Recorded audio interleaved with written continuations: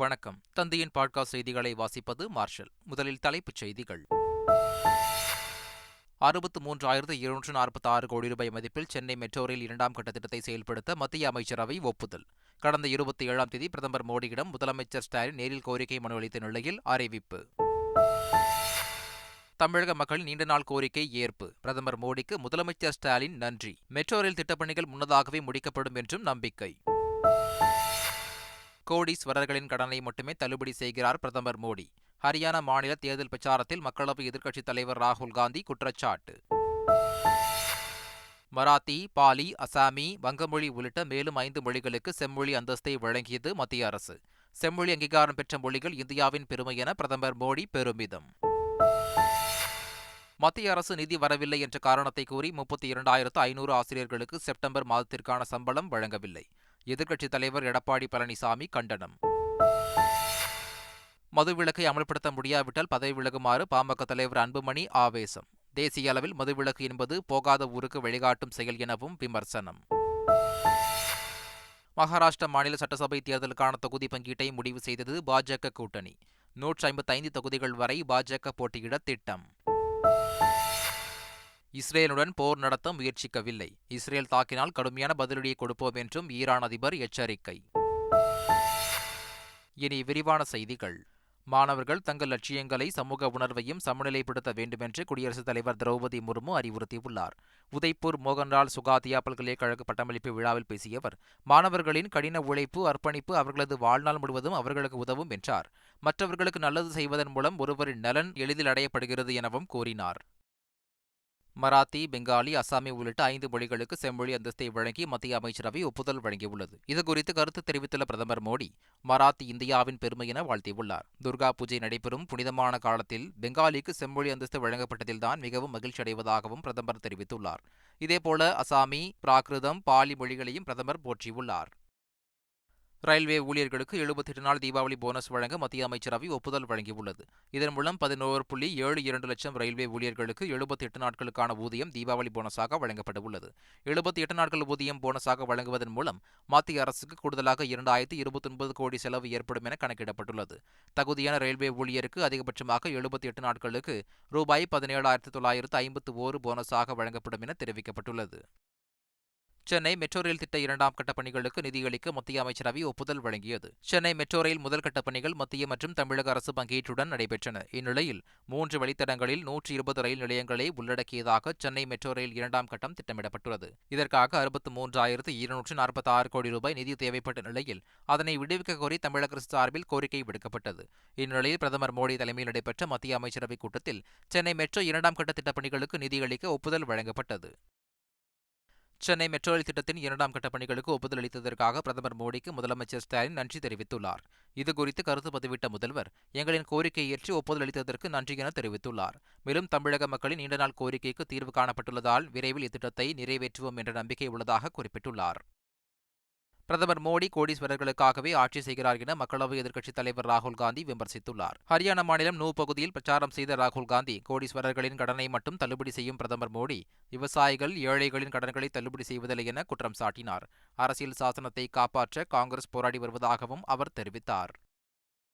திமுக ஒருங்கிணைப்பு குழு ஆலோசனைக் கூட்டம் துணை முதலமைச்சர் உதயநிதி ஸ்டாலின் தலைமையில் நடைபெற்றது. சென்னை அண்ணா அறிவாலயத்தில் நடைபெற்ற இந்த கூட்டத்தில் தகவல் தொழில்நுட்பம், விளையாட்டு மேம்பாட்டு மற்றும் சுற்றுச்சூழல் ஆகிய 3 அணிகளைச் சேர்ந்த மாநில அளவிலான நிர்வாகிகள் கலந்து கொண்டனர். வரும் 2026 சட்டப்பேரவைத் தேர்தலில் எவ்வாறு பணியாற்ற வேண்டும், ஒவ்வொரு அணி தரப்பில் பங்களிப்பை எவ்வாறு அளிக்க வேண்டும் என்பது குறித்து இக்கூட்டத்தில் ஆலோசனை வழங்கப்பட்டதாக கூறப்படுகிறது.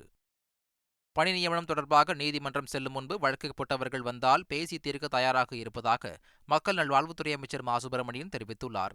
தஞ்சையில் 3வது சர்வதேச பொது சுகாதார மாநாட்டினை முன்னிட்டு பல்வேறு துறைகள் சார்பில் நடைபெற்ற பேரணியை அவர் தொடங்கி வைத்தார். பின்னர் செய்தியாளரிடம் பேசிய அமைச்சர் மா சுப்பிரமணியன், கடந்த ஆண்டை விட பிரசவத்தின் போது ஏற்படும் இறப்பு விகிதம் 9% குறைந்துள்ளதாக கூறினார். சுகாதார ஆய்வாளர் பணிகள் தொடர்பாக 38 வழக்குகள் உள்ளதாகவும், கிராம சுகாதார செவிலியர்கள் பணிகள் தொடர்பாக 30க்கும் மேற்பட்ட வழக்குகள் இருப்பதாகவும் குறிப்பிட்டார். வழக்குகள் போடும் நபர்கள் அரசிடம் வாருங்கள், பேசி தீர்வு காண்போம் எனவும் அழைப்பு விடுத்தார். பதிவுத்துறையில் கடந்த 2023-24 நிதியாண்டை காட்டிலும் நடப்பு நிதியாண்டின் செப்டம்பர் மாதம் வரை 1,121 கோடி ரூபாய் கூடுதல் வருவாய் ஈட்டப்பட்டுள்ளதாக அமைச்சர் மூர்த்தி தகவல் தெரிவித்துள்ளார். சென்னையில் அமைச்சர் மூர்த்தி தலைமையில் பதிவுத்துறை அதிகாரிகளுக்கான செப்டம்பர் மாதத்திற்கான பணித்திறன் ஆய்வுக் கூட்டம் நடைபெற்றது. அதில் உயர் அதிகாரிகளுடன் விவாதிக்கப்பட்ட கருத்துக்களை சார் பதிவாளர்களிடம் எடுத்துக் கூறி அவற்றை செயல்பாட்டுக்கு கொண்டுவர அதிகாரிகளுக்கு அமைச்சர் அறிவுறுத்தினார். இன்று அதிகாலையில் பிரம்ம முகூர்த்தத்தில் நடைபெற்ற தமிழக வெற்றிக் கழகத்தின் மாநாட்டுக்கான பந்தக்காலிடும் விழாவில் அக்கட்சியின் பொதுச் செயலாளர் புசி ஆனந்த் பங்கேற்றார். விக்கிரவாண்டியில் உள்ள விசாலில் நடைபெற்ற நிகழ்ச்சியில் ஆயிரக்கணக்கான தொண்டர்கள் பங்கேற்றனர். தொடர்ந்து மாநாடு ஏற்பாடுகள் தொடர்பாக நிர்வாகிகளுடனும் புசி ஆனந்த் ஆலோசனை நடத்தினார். சீனாவிற்கு மாற்று உற்பத்தி மையமாக தமிழ்நாடு உள்ளது என அமைச்சர் பழனிவேல் தியாகராஜன் தெரிவித்துள்ளார். இந்திய தொழில் கூட்டமைப்பு சார்பில் நடைபெற்ற கனெக்ட் மதுரை 2024 நிகழ்ச்சியில் பேசிய அவர், தொழில்துறை உற்பத்தியில் இந்தியா நல்ல முன்னேற்றம் அடைந்து வருகிறது என குறிப்பிட்டார். மேலும் தொழில்நுட்ப வளர்ச்சியை பெருக்க கட்டமைப்பு வசதிகளை மேம்படுத்த வேண்டும், உற்பத்தி நிலையங்களை அதிகரித்து சீனாவிற்கு மாற்றாக நிறுவனங்களுக்கு தமிழ்நாட்டில் ஏற்ற சூழல் அமைகிறது என பேசினார். மத்திய அரசு நிதி வரவில்லை என்ற காரணத்தை கூறி 32,500 ஆசிரியர்களுக்கு செப்டம்பர் மாதத்திற்கான சம்பளம் வழங்காததற்கு அதிமுக பொதுச் செயலாளர் எடப்பாடி பழனிசாமி கண்டனம் தெரிவித்துள்ளார். அவர் வெளியிட்டுள்ள அறிக்கையில், கார் பந்தயத்திற்காக கோடிக்கணக்கில் செலவு செய்த அரசு மாநில அரசின் நிதியில் இருந்து உடனடியாக ஆசிரியர்களுக்கு சம்பளம் வழங்க வேண்டும் என்று வலியுறுத்தியுள்ளார். இனி மாதாந்திர சம்பளத்தை நிறுத்தாமல் வழங்க வேண்டும் என்றும் திமுக அரசை வலியுறுத்துவதாக கூறியுள்ளார். நாடு முழுவதும் சட்டம் கொண்டுவரப்பட்டால்தான் மதுவிலக்கு சாத்தியமாகும் என்ற அமைச்சர் ரகுபதியின் கருத்து கண்டிக்கத்தக்கது என பாமக தலைவர் அன்புமணி ராமதாஸ் தெரிவித்துள்ளார். அவர் விடுத்துள்ள அறிக்கையில், 2021ஆம் ஆண்டு சட்டமன்ற தேர்தலில் வெற்றி பெற்றதும் தமிழ்நாட்டில் மதுவிலக்கு படிப்படியாக அமல்படுத்தப்படும் என முதல்வர் ஸ்டாலின் கூறியதாகவும், அதற்கு முற்றிலும் எதிராக அமைச்சர் ரகுபதி பேசுவதாகவும் தெரிவித்துள்ளார். தேசிய அளவில் மதுவிலக்கு என்பது போகாத ஊருக்கு வழிகாட்டும் செயல் என்றும் அவர் குற்றம் சாட்டியுள்ளார். திருமாவளவன் நடத்தியது மது மற்றும் போதைப்பொருள் ஒழிப்பு மாநாடு அரசியல் மோசடியின் ஒட்டுமொத்த நாடகம் என பாஜக மூத்த தலைவர் ஹெச் ராஜா விமர்சித்துள்ளார். டாஸ்மாகை திறக்கும் சாவி மாநில அரசிடம் இருக்கும்போது அதை மூடும் சாவி மட்டும் மத்திய அரசிடம் இருப்பதாக கூறுவது பித்தலாட்டம் என அவர் கூறினார்.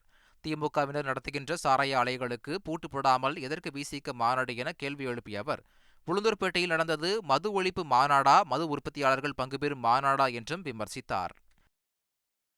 இந்திய விமானப்படையின் 92வது ஆண்டு நிறைவு விழாவை முன்னிட்டு சென்னை மெரினா கடற்கரையில் வரும் 6ஆம் தேதி வான் சாகச நிகழ்ச்சி நடைபெறவுள்ளது. இது தொடர்பாக பேசிய குரூப் கேப்டன்கள் அஜய் தசரதி மற்றும் சித்தோஷ் கார்த்திக் ஆகியோர், இந்திய விமானப்படை, கடற்படை, ராணுவத்தைச் சேர்ந்த 72 போர் விமானங்களும் ஹெலிகாப்டர்களும் பங்கேற்று சாகச நிகழ்ச்சிகளில் ஈடுபட உள்ளதாக தெரிவித்தனர். 10 வருடத்திற்கு மேல் போர் விமானங்களை இயக்கிய 1000க்கும் மேற்பட்ட விமானப்படை வீரர்கள் பங்கேற்க உள்ளதாக கூறினர். தீபாவளி பண்டிகையை முன்னிட்டு தற்காலிக பட்டாசு கடைகள் வைக்க விரும்புவோர் இணையதளம் வழியாக விண்ணப்பிக்குமாறு தமிழக அரசு அறிவுறுத்தப்பட்டுள்ளது. தமிழகத்தில் அனைத்து மாவட்டத்தில் உள்ள இ-சேவை மையங்களிலும் விண்ணப்பங்களை இணையதளம் வாயிலாக மட்டுமே உரிய ஆவணங்களுடன் பதிவேற்றம் செய்யலாம் என்று வருவாய் முதன்மை ஆணையர் வெளியிட்டுள்ள செய்திக்குறிப்பில் தெரிவிக்கப்பட்டுள்ளது. 19ஆம் தேதிக்குள் இணையதளம் வாயிலாக மட்டுமே விண்ணப்பிக்க வேண்டும் என்றும் குறிப்பிடப்பட்டுள்ளது. தூத்துக்குடி மாவட்டம் குலசேகரப்பட்டினத்தில் நடைபெறவுள்ள தசரா பண்டிகையை முன்னிட்டு 16ஆம் தேதி வரை சிறப்பு பேருந்துகள் இயக்கப்படும் என அரசு விரைவு போக்குவரத்து கழகம் அறிவித்துள்ளது. சென்னை, கோவையில் இருந்து திருச்செந்தூர், குலசேகரப்பட்டினத்திற்கு தினசரி இயக்கக்கூடிய பேருந்துகளுடன் கூடுதல் பேருந்துகள் இயக்க ஏற்பாடு செய்யப்பட்டுள்ளதாக கூறப்பட்டது. பண்டிகை முடிந்து திரும்ப 13ஆம் தேதியில் இருந்து 16ஆம் தேதி வரை சிறப்பு பேருந்துகள் இயக்கப்படும் என்றும், இதற்காக இணையதளம் மற்றும் ஆப் மூலமாகவும் முன்பதிவு செய்யலாம் என்றும் அறிவிக்கப்பட்டுள்ளது. ஆம்ஸ்டாங் கொலை வழக்கில் குற்றப்பத்திரிகையை சென்னை காவல்துறை எழும்பூர் நீதிமன்றத்தில் தாக்கல் செய்துள்ளது. 5000 பக்கங்கள் கொண்ட குற்றப்பத்திரிகையில் 750 ஆவணங்கள் இணைக்கப்பட்டுள்ளதாக போலீசார் தரப்பில் தெரிவிக்கப்பட்டுள்ளது. இந்த வழக்கில் A1 குற்றவாளியாக ரவுடி நாகேந்திரன், A2 குற்றவாளியாக தலைமறைவாக உள்ள ரவுடி சம்பு செந்தில், A3 குற்றவாளியாக ரவுடி நாகேந்திரனின் மகன் அஸ்வத்தாமன் ஆகியோர் சேர்க்கப்பட்டுள்ளதாக கூறப்பட்டுள்ளது. வடகிழக்கு பருவமழை காலத்தில் நிவாரணப் பணிகளை மேற்கொள்ள தன்னார்வலர்கள் விண்ணப்பிக்கலாம் என சென்னை மாநகராட்சி நிர்வாகம் தெரிவித்துள்ளது. சென்னை மாநகராட்சி ஆணையர் குமரகுருபரன் இது தொடர்பாக அறிவிப்பு வெளியிட்டுள்ளார்.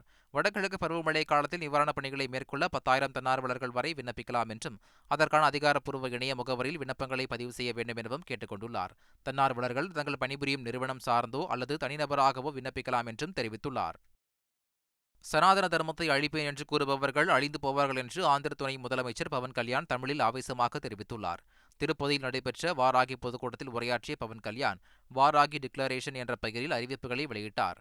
சனாதன தர்மத்தை வைரஸ் என்றும் அழிக்கப் போவதாகவும் தமிழ்நாட்டில் கூறுவதாக தமிழில் குற்றம் சாட்டிய பவன் கல்யாண், சனாதனத்தை யாராலும் அழிக்க முடியாது என்றும் அவர்களே அழிந்து போவார்கள் என்றும் ஆவேசமாக தெரிவித்தார்.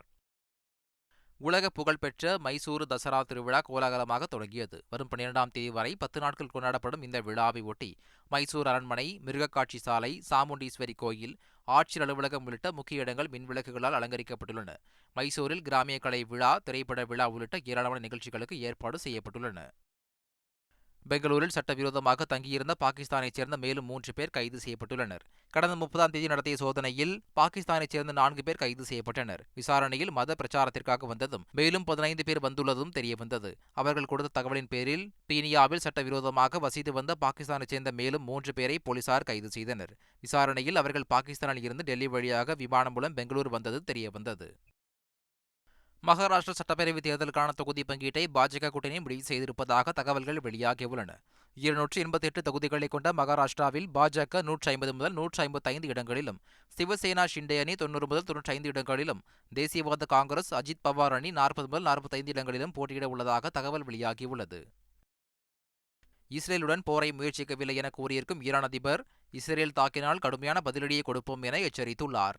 இஸ்ரேல் மீது ஈரான் ஏவுகணைகளை வீசியதற்கு பிறகு ஆசிய ஒத்துழைப்பு கலந்துரையாடலில் பங்கேற்க கத்தார் சென்ற ஈரான் அதிபர் மசூத் பெசஷ்கி கத்தார் மன்னர் Sheikh Tamim bin Hamad Al தானியை சந்தித்து பேசினார். பின்னர் செய்தியாளரிடம் பேசிய போது, பிராந்தியத்தின் பாதுகாப்பே அனைத்து இஸ்லாமியர்களின் பாதுகாப்பாகும். நாங்கள் போரையோ இரத்த களரியோ விரும்பவில்லை என்றார். ஈரான் அதிபராக பதவியேற்ற பிறகு அமைதி மற்றும் பாதுகாப்புக்காகவே பணியாற்றுவதாக அவர் குறிப்பிட்டார். காசாவில் ஹமாஸ் அமைப்பின் அரசு பிரிவு தலைவர் ராஃப் இ முஸ்தாஹா கொல்லப்பட்டார் என்று இஸ்ரேல் ராணுவம் அறிவித்துள்ளது. லெபனானில் ஹிஸ்புல்லாவுக்கு எதிராக சண்டையிடும் இஸ்ரேல், காசாவில் ஹமாஸ் இயக்கத்திற்கு எதிராகவும் தாக்குதல் நடத்தி வருகிறது.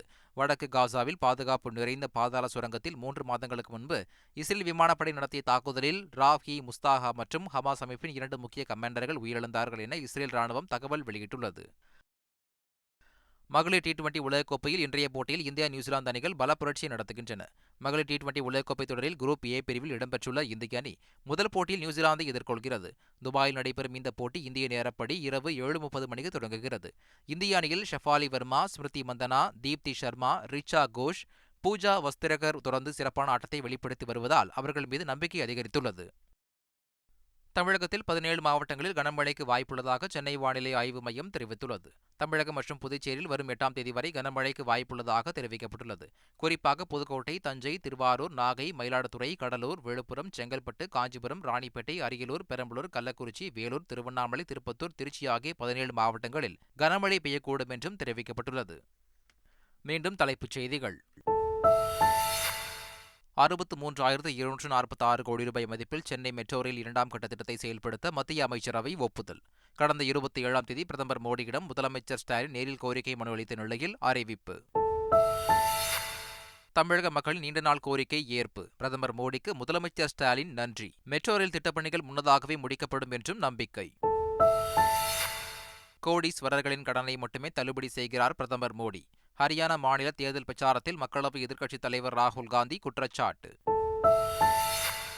மராத்தி, பாலி, அசாமி, வங்கமொழி உள்ளிட்ட மேலும் 5 மொழிகளுக்கு செம்மொழி அந்தஸ்தை வழங்கியது மத்திய அரசு. செம்மொழி அங்கீகாரம் பெற்ற மொழிகள் இந்தியாவின் பெருமை என பிரதமர் மோடி பெருமிதம். மத்திய அரசு நிதி வரவில்லை என்ற காரணத்தை கூறி 32,500 ஆசிரியர்களுக்கு செப்டம்பர் மாதத்திற்கான சம்பளம் வழங்கவில்லை. எதிர்க்கட்சித் தலைவர் எடப்பாடி பழனிசாமி கண்டனம். மதுவிலக்கை அமல்படுத்த முடியாவிட்டால் பதவி விலகுமாறு பாமக தலைவர் அன்புமணி ஆவேசம். தேசிய அளவில் மதுவிலக்கு என்பது போகாத ஊருக்கு வழிகாட்டும் செயல் எனவும் விமர்சனம். மகாராஷ்டிரா மாநில சட்டசபை தேர்தலுக்கான தொகுதி பங்கீட்டை முடிவு செய்தது பாஜக கூட்டணி. 155 தொகுதிகள் வரை பாஜக போட்டியிட திட்டம். இஸ்ரேலுடன் போர் நடத்த முயற்சிக்கவில்லை. இஸ்ரேல் தாக்கினால் கடுமையான பதிலடியை கொடுப்போம் என்றும் ஈரான் அதிபர் எச்சரிக்கை. இத்துடன் தந்தையின் பாட்காஸ்ட் செய்திகள் நிறைவடைந்தன. வணக்கம்.